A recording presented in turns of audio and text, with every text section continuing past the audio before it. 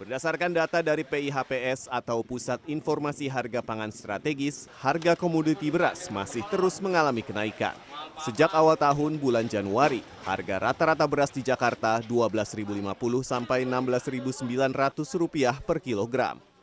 Harga ini terus meningkat hingga bulan Agustus, yaitu mencapai Rp12.550 sampai Rp17.300 per kilogram. Ketua Komunitas Warteg Mukroni mengatakan, melonjaknya harga beras turut berdampak terhadap bisnis kuliner termasuk warteg yang menggunakan beras sebagai bahan utama untuk berjualan. Terlebih, warteg dikenal dengan porsi nasinya yang melimpah. Ia mengatakan, para pemilik dan pengelola warteg terpaksa menyiasati kenaikan beras, seperti dengan mengurangi porsi nasi atau porsi lauk pauk tanpa kenaikan harga. Hal ini juga bertujuan menjaga loyalitas pelanggan menengah ke bawah. Nah, kalau kita naikkan menu di warteg ya teman-teman pelanggan yang tadi yang tadi pedagang asongan, terus pengumpul barang-barang rosokan, terus ojol. Nah, karena di warteg itu ada beberapa istilahnya kelas. Salah satu pengelola warteg, Rosikun, mengatakan melonjaknya harga beras mulai terasa sejak Idul Fitri hingga saat ini, yang puncaknya mencapai Rp640.000 per karung yang ia beli pada bulan Agustus.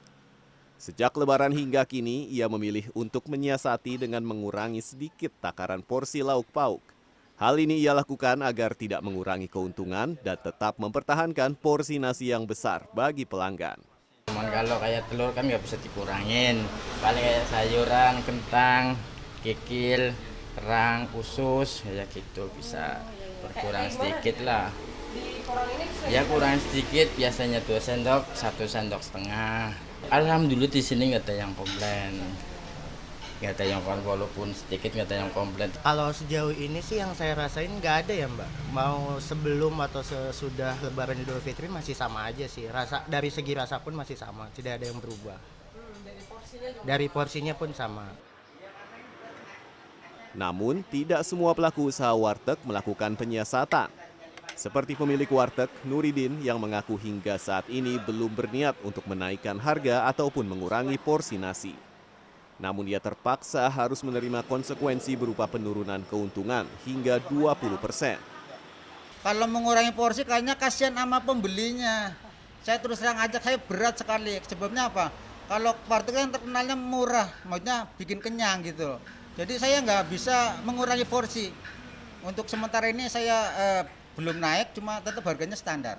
Jadi komponen-komponen itu semua menjadi... Menurut Kepala Bappenas Arief Prasetyo Adi, kenaikan harga beras disebabkan oleh tingginya harga GKP atau gabah kering panen yang mencapai sekitar Rp6.700 per kilogram.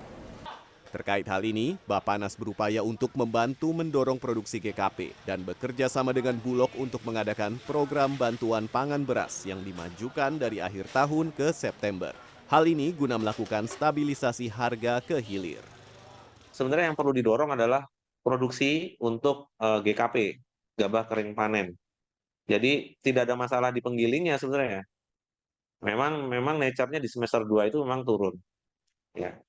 Nah, ini yang harus kita bantu sehingga kalau nanti di masyarakat itu sudah diberikan bantuan pangan, diharapkan dengan 640.000 ton yang kita distribusikan itu akan sedikit menekan yang ada di hilir. Selain itu, ia juga menghimbau masyarakat termasuk para pedagang agar tetap membeli beras sesuai kebutuhan dan tidak perlu sampai menimbun stok beras. Hal ini agar tetap menjaga stok dan stabilisasi harga beras di pasaran. Tim Liputan CNN Indonesia.